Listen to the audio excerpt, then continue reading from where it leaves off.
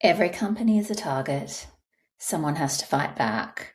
So today we're going to meet the person who does.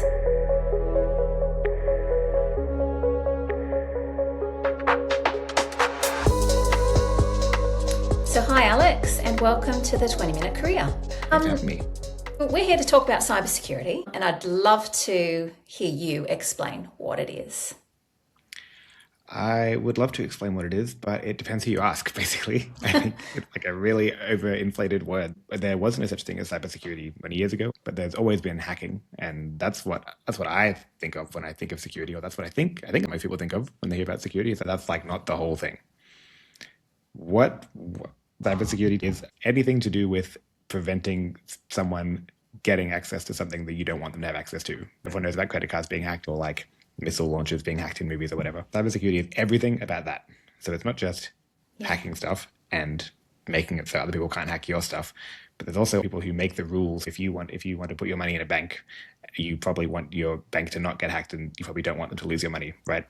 So there's people who make up the rules to say, well, what should banks be allowed to do? How safe do they have to be? How good does their security have to be before they can be allowed to be a bank? It's a very big world. How did you get into it? And looking back sort of on the pathway, what helped you in getting there?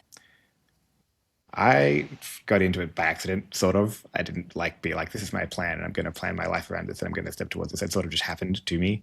Like, I didn't do any coding or any computer things until I was 18, until I was in university. So everyone in school is already ahead of me because they're learning coding at school. So they're already ahead of what I was. I didn't study it. I didn't like know anything about it until fourth year of university, where there was one course about it, which was really fun. I learned a lot, and it was like an actually good course.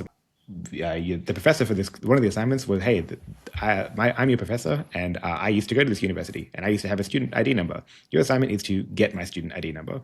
That's it. Don't break the law. That's it. Go do it. And you could do anything you wanted. And I liked that. And that's what real hackers do. That's what actual criminal hackers do. They're just like, yeah, we want to get this thing, and they do it however they want. There's no, well, they actually, I suppose they don't. They also don't follow the law. The only difference is we had to follow the law.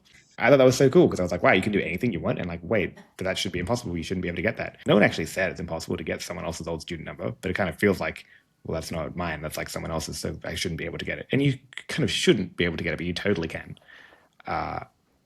We ended up calling the university and pretending to be the professor, and they asked us what degree we studied, and we totally got it wrong. We said this other degree, and they're like, "Do you mean this other degree?" And we're like, "Yes, that's what I studied, totally." But they were like, "Okay, anyway, here's your student number."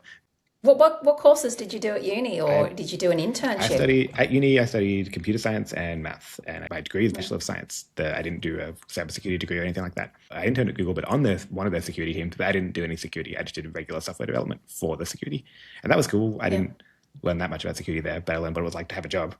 And then I started, my first grad job was at Atlassian, and I applied there as a software developer grad because that's all I knew. I didn't have any security skills. I had done that one course, I guess. But, and I was like, hello, I'm here to be a software developer. And they're like, great, welcome aboard. Oh, by the way, there's a bunch of teams you can choose from. Which team do you want? There's a whole bunch of them. And one of them was security. And I was like, oh, I like Yeah. security. I like that one course. I'll pick that one, I guess. And I put that as my preference.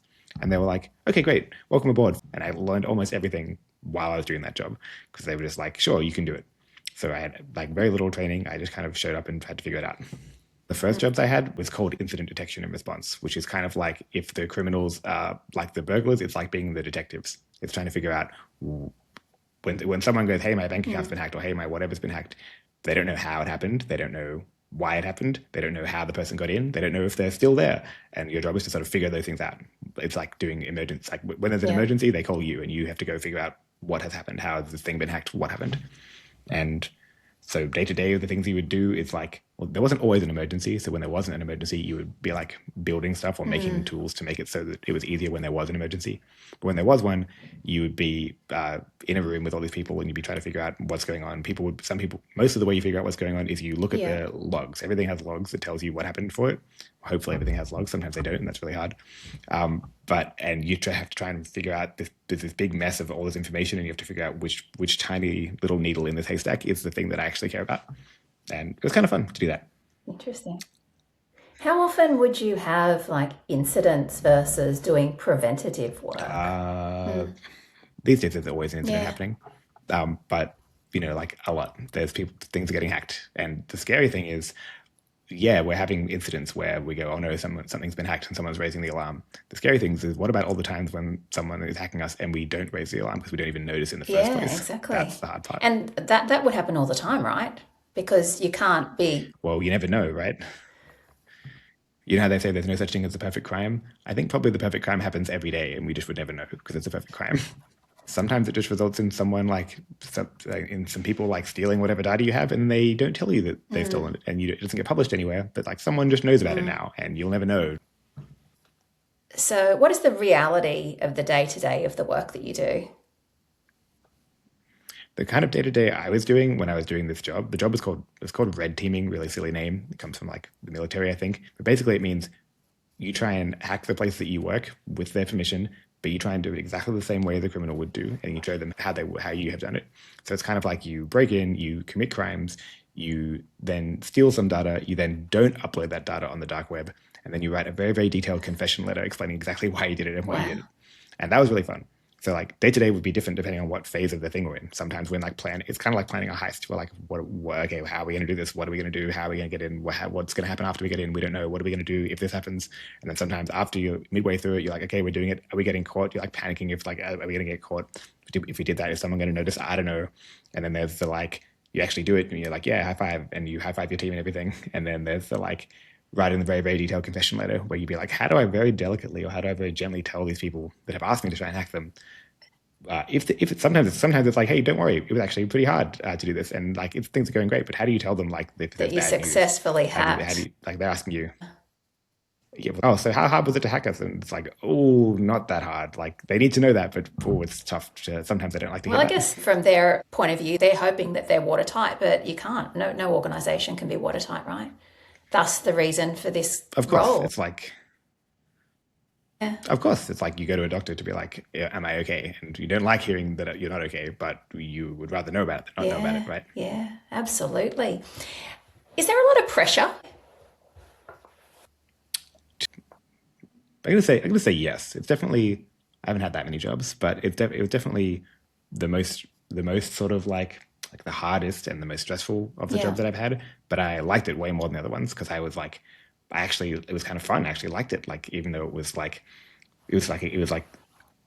stressful in like a challenging way. It's like wow, this is hard, but like you're actually gonna let me try and hack into this thing, and you're not gonna yeah. like arrest me. I'm allowed to do this thing that would normally be a crime. Oh, okay, that sounds cool. It's really hard, but it's really cool to get to try and do it. You know, so that So was the fun. pressure was more around the challenge that it gave you. some Sometimes also that was some pressure. The other pressure was not getting caught, and but the other pressure was the communication part was actually way more important than Yeah, people would think it is. Because like yeah, you just hack them and then you say yeah we got you, but no one. It's not we got you. It's not like you're their friend. They you're helping them, right? Like I know you're hacking them, but you're helping them by hacking them because they're asking you, can you please hack us and tell us yeah. what happens? Because a real hacker won't tell you what you missed or what happened, right? So you're actually helping them. But actually communicating, actually telling someone without like hurting their feelings or like trying to show them which parts are important and which parts aren't important, like explaining to them, hey, here's how we hacked your thing, here's how we did it. There's a lot of pressure because, well, I feel a lot of pressure because if I feel like if you do it wrong or if they don't understand or whatever, then like you've done this really valuable thing for them and they sort of won't get benefit from it. I mean, I'd be interested to understand how you are working with AI. I think I think at the moment, the main AI things that are being made in the technical world, at least, is things to help people do coding faster, or things to help people do the boring parts of coding faster. And so I think the main thing that's happening is people are just using those to, because like everyone in, not everyone, a lot of people in the cybersecurity world need to do a little bit of coding for like something, just to like, there's some, oh, I have to go and get this information from here and then change the format to this and then put it in this other thing so these things can talk to each other. And you used to have to do that by hand. Now you can just ask your little coding little slave guy to do it, and he's like, yeah, okay. So that's helpful. That's faster. People, there's this whole niche part of security which is about finding problems in other people's code, basically finding problems in other people's code that then you can use maybe to try and make their code do something that you want it to do instead of doing what they want it to do. And some people think, but that's what hacking is. But there's also other things that are not that are hacking even more than that. And the AIs are getting really good at that in the sense that that problem of reading a lot of code is something that AIs are good for. Their language models, code is made of language. They're really good at that. And so people are using the AI to find problems in their code more or in other people's code more. Yeah. And like you said, it's just AI's looking at, maybe doing some of the boring work that it can do so that it can free you up to do other things as well. Yeah, just like a Yeah. computer is like really good at doing maths, so it frees you up from Yeah. having to do a lot of maths. It's just like that. Yeah. Exactly. Exactly. So tell me a little bit about what people don't see from the outside. It's really looking at the price of doing this role. What does that look like? I think it's different for everybody, and there's a lot of different roles in cybersecurity. But one thing about the whole security industry is it's very male dominated. I don't know the stats, but it's like, and like so is tech. The tech industry is very male Yeah. dominated. It's something like 10 to 20% women within the technical roles. It's a bit more balanced in the if you cover in all roles, but within the like I don't know, coding or technical roles, whatever they are, it's like something like that. 10, 20% women, the rest men. And in security, it's like even more male dominated. And there's this thing where like diverse groups of people perform better. And diverse doesn't just mean gender, it's like diverse in any way, they do a better job. And so it's kind of a risk being so all the same because you all make the Yeah. same mistakes together. I think the way I hear this explained is like when the Avengers was relevant, it was like, hey, who would win? Would the Avengers? Who would win, the Avengers or the Avengers? But everybody is Captain America. They're all the same guy. Like Yeah. it's very clear why that's not as good, right? Something that I didn't know at the beginning, and something that I don't think is obvious if unless you worked there for a while. Maybe it just took me too long to figure out. I don't know. Is that I thought that why do we have a security industry? What's the point of this? And we're like, well, because being hacked is bad because it's harmful. We don't like being hacked. It's bad when someone steals our stuff or deletes our stuff or whatever. That's what it's about. And like it is about that. But what I noticed the more I did it was there was this whole other world of like the sort of regulation side of people who like make the rules about what's okay and what's not okay. And just to be clear, I think regulations are good. We should have regulations. I'm not a regulation hater. But what I noticed is that there's a thing happening in the regulation world, which is like the regulations are really vague and don't really make any sense, or they're kind of old and outdated. But people sort of have to follow them. I think people try to be very performative to show how hard they're trying at following the Okay. regulations. They're like, look, we're being so good. We're doing all the stuff. We're checking all. We make sure that your passwords are really long and complicated, and you're not allowed to have a short password anymore. You know the thing about the guy who invented the rule about your password needs to have an uppercase, lowercase, Disney Numerical. characters name in it or whatever. That thing, yeah. That guy who invented that rule years later, recently said, actually, I was wrong. Actually, that makes it worse. We shouldn't do that anymore. Sorry. The only important thing is how long the password is. You can have any letters you want in there. So we all spent so long making these elaborate passwords that didn't actually help, just for someone to be like, actually, I didn't really check if that worked. What about pay? Because you see people being paid a lot of money, fairly junior out of university these days. It's crazy. I remember when I was in high school, we were just like a bunch of nerds who didn't really. I remember we were like, when we grow up, are we going to get paid a lot of money for this? A little bit of money? Can we even get a job doing this? People in cybersecurity are getting paid a lot of money. I think people who are doing kind of similar to people who are doing tech, I think those things are both very in demand right now. And so capitalism means that means the salaries are much higher because there's a lot of demand for it. I, I heard a story about you, yeah. about how you hacked someone that was quite well known. Oh, like one time, You want to share like a that? regular. No, kind of. Yes, of course, I'll share it. Because I Not think just for it's a fun. good I I wouldn't think do it's a that. good example of showing how it's a, you know, it shows how easy it is to hack people and why this role is so important. Yeah. All right. So the short version. One day in 2020, I was sitting at home doing absolutely nothing, as everybody was, and a friend of mine texted me in a group chat saying, "At Alex, can you hack this man?" And it's a link to an Instagram post from former Australian Prime Minister Tony Abbott. And the Instagram post is of his like a physically printed out boarding pass. My friend is not asking me if I can hack this man because it's like a hacking group chat. It's just because he was like earlier I had been talking about how I think it's bad. I don't think you want to publicly post your boarding pass. I think that's like secret. It's like you shouldn't post that. But I didn't really know why. And I was like, and he was like, "Oh, is this bad?" And I was like, and he asked me, and I didn't actually know if it was bad. So I ended up using the information on the boarding pass to log into the Qantas website.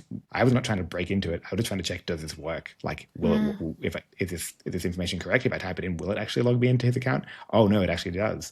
And I felt a bit awkward there because the only way to check if it worked was to actually do it. There's no way for me to just check and not log into it. But then when I logged into his managed booking thing, it said like, welcome, Mr. Abbott. And I was like, oh, that's rough. I right-clicked on the page in Google Chrome and then clicked inspect element. Anyone can do this. And then I looked around in the HTML, which is like the sort of inner workings of the page. And I found that for some reason, someone had accidentally put all this information that shouldn't be there in there. So it put, they had put Tony Abbott's passport number and phone number and like messages between the Qantas staff talking about him, which like doesn't make any sense. When I log into the website to look at my plane booking, why would they send me my own passport number back? And why would they send me the stuff talking about me? That obviously wasn't meant to be there. But I was like, uh-oh, that's not good. Because like anyone who saw that Instagram post, like I don't know that I'm the only one looking at this. Well, right? Anyone who saw that exactly. Instagram post could also be here. Yeah. So I was like, oh, I need to do something about this. It's like, I was just trying to figure out, is this bad that he's posted this? I don't know. Is he in danger? And I was like, okay, yes, it is bad. What do I do now? What do I do? I don't know. I need to tell him about it somehow. I need to tell him, hey, by the way, you should probably get a new passport number because some person just found it. That person's me. It might have been someone else. I think I called the entire government systematically one by one until I eventually found the right person to talk to. And eventually I talked to his personal assistant, and his personal assistant was like, yes, I know what you're talking about. Yes, I'm helping him get a new passport number. Thank you. You're welcome. And I also told the government about it. I told the Australian Signals Directorate, which is like our version of the NSA. I told them about it and they were like, thanks, we'll look after that. And at the very end, his personal assistant said, hey, wants to talk to you. And I'm like, he wants to talk to me? He's like, Tony Abbott wants to talk to me? What do you mean he wants to talk to me? And I asked, like, what does he want to talk about? And they said, oh, just to pick your brain on these things. And I was like, okay, sure. So he called me then later, a few days later, he called me and I was like, hello. And then I was like, what's this going to be about? And he just kind of asked me about how computers worked the whole time. And I told him, like, and I was like, he just wanted to know, like, why did this happen? How come this is different from a bus ticket? Why are plane tickets different from bus tickets? Fair enough. Plane tickets have a website on them. And just kind of wanted to learn about he wanted to learn about how the IT works. He called it the IT. Wow, that's quite amazing, isn't it? He wanted to know how that Easily works. done. Absolutely easily done. And I guess he's learned a lot around what not to share online. I think a lot of people learned. Yeah. I think a lot of people learned that. I think a lot of people learned that particular lesson. So we're at the end of our conversation. I just want to wrap it up with quick fire questions. Yep. So what's the best part of the job, Alex? Getting to hack stuff legally. Worst part of the job? Wow. Not getting to hack stuff outside of work illegally. What do you know now that you wish you'd known when you were 20? The whole industry is kind of male dominated, and also a lot of it's about like regulation, not about actually preventing a crime. One piece of practical advice that you would give someone who's considering cybersecurity as a career? Talk to someone you know or go to a conference or something. Don't believe all the media hype. Okay. And would you do it again? Yes, any day. It's been great having you today. Thanks very much for giving me 20 minutes of your time. And I'm sure that students and others will find this conversation really informative. Thanks, Alex. Thank you. I hope so.